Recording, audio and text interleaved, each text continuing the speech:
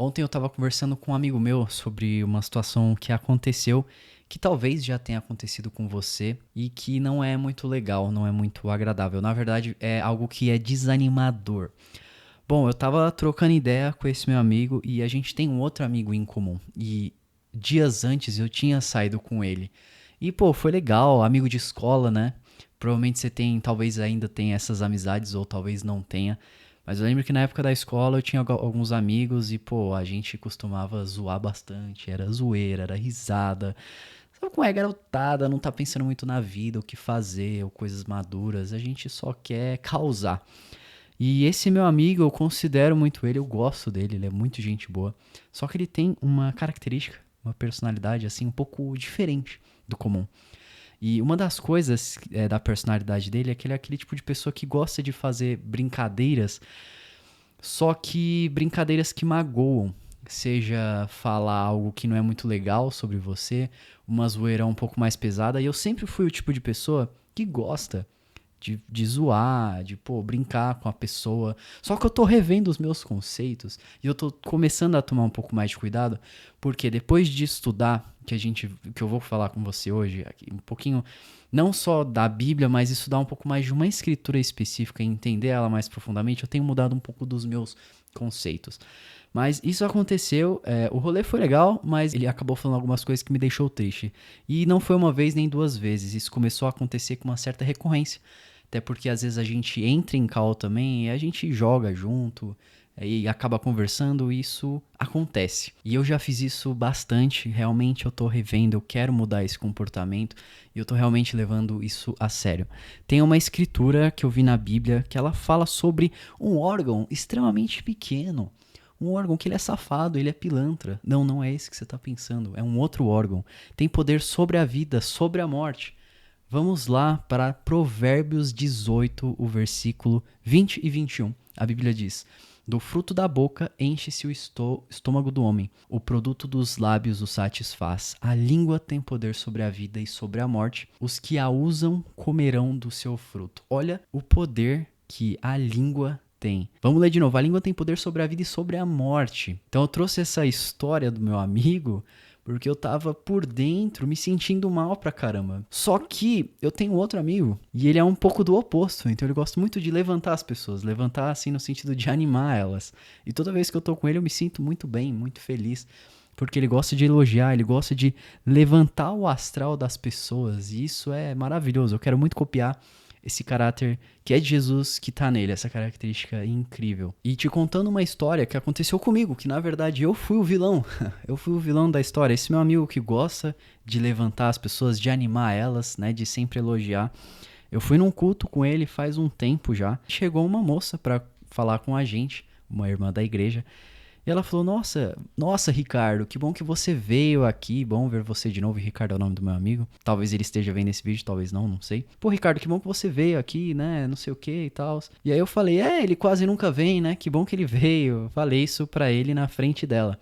E ela olhou pra mim e falou: caramba, pô. E aí ela falou, me repreendendo algo mais ou menos assim: pô, não é legal a gente ficar desencorajando, né? A amizade de verdade é pra gente se animar, se encorajar, isso não é legal. E eu não fiquei com raiva, na verdade eu fiquei pensativo. Eu falei: caramba, realmente, realmente. Às vezes a gente pode acabar levando amizades, relacionamentos muito, não sei, na zoeira ou acabar tratando como se a pessoa fosse: eu quero, pelo meu desejo egoísta, dar risada de algo. Eu quero rir, eu quero, sei lá, ter esse êxtase, dar risada, dar alegria, só que fazendo outra pessoa se sentir mal. E às vezes a pessoa não tá pensando nisso racionalmente, só que acontece e a gente não se toca que um simples órgão como a língua tem o poder de destruir ou de salvar uma pessoa. Quando eu tava com ele, me sentia salvo. Quando eu tava com esse outro meu amigo, eu me sentia derrotado. E eu provavelmente já fui a pessoa que fiz as duas coisas. E você também. Talvez você já tenha feito pessoas se sentirem extremamente úteis e importantes, se sentirem super bem consigo mesmas. Ou o contrário, fazer essas pessoas se sentirem mal. E talvez você tenha se sentido mal depois de fazer isso. Só que o que é interessante também dessa escritura, que eu gosto de relacionar com esse tema é o seguinte. Eu tô falando aqui, né, de relacionamentos e de história, só que tem um outro contexto que as pessoas gostam de utilizar, que são as profecias. Então tem muita gente que gosta de profetizar na vida de outros, falando, não, você vai conseguir o trabalho dos seus sonhos, você vai conseguir realizar todos os seus objetivos. Só que quando a gente fala de profetizar na vida de uma pessoa, de entender que, ok, a nossa língua realmente tem um poder, mas até que ponto é um poder que não é mágico, é um poder real, mas será que ele é um poder mágico? Será que ele é um poder espiritual? Qual será que é a relação disso? Se eu realmente proclamar que, caramba, daqui 1 ano eu vou estar milionário, isso vai acontecer? Isso realmente tem um peso no mundo espiritual ou não? Na verdade, a gente tem que fazer essa separação, porque simplesmente eu falar assim, eu declarar, nossa, você que tá me assistindo, daqui 2 anos você vai conquistar a sua tão querida casa, o seu tão querido carro, só que isso é magia, é querer que simplesmente palavras soltas façam algum efeito, é realmente acreditar naquela visão, sei lá, cosmológica de que o universo e as atrações e tudo que se disser vai acontecer. Só que, de acordo com a Bíblia, não é muito bem assim que funciona. Realmente, a língua tem poder. Ela tem um poder. Só que é interessante que quando a gente vai estudar a palavra confessar, e confessar é uma palavra que a gente já vê e já viu sendo utilizada em outros contextos da Bíblia, justamente nesse falar de confessar, ela significa dizer a mesma coisa. E dizer a mesma coisa, quando a gente traz para o contexto bíblico, é isso, eu falar a palavra de Deus, a vontade dele, o que já está escrito. Não coisas da minha cabeça. Então não é, nossa, daqui 1 ano eu vou virar o CEO de uma empresa. Eu declaro isso, isso vai acontecer. Não, mas é dizer a vontade de Deus. Que é, sei lá, eu pegar uma escritura, Deus me ama. Ou, por exemplo, todas as coisas cooperam para o bem daqueles que amam a Deus. Então é se basear na palavra que já foi proferida por ele e declarar ela novamente na vida das pessoas.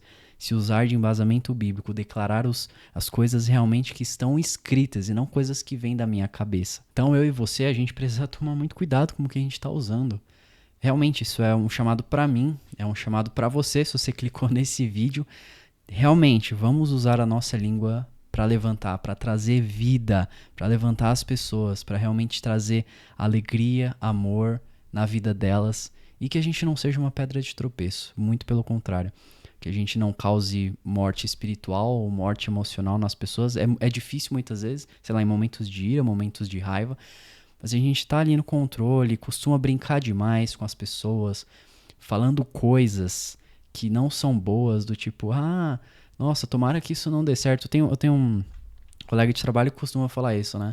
Na brincadeira, digamos assim, né? Na brincadeira. Ah, tomara que você não consiga fazer isso. Ah, tomara que você não consiga fazer isso. Nossa, tô tão triste que você não conseguiu fechar tal cliente. São coisas que acabam mais nos trazendo para baixo do que realmente ajudando. E isso é bíblico, isso é espiritual, tá escrito. Então, vamos tomar cuidado realmente com o que a gente tem usado dela, até porque a própria palavra continua: os que a usam comerão do seu fruto. Então, a gente sempre come do fruto.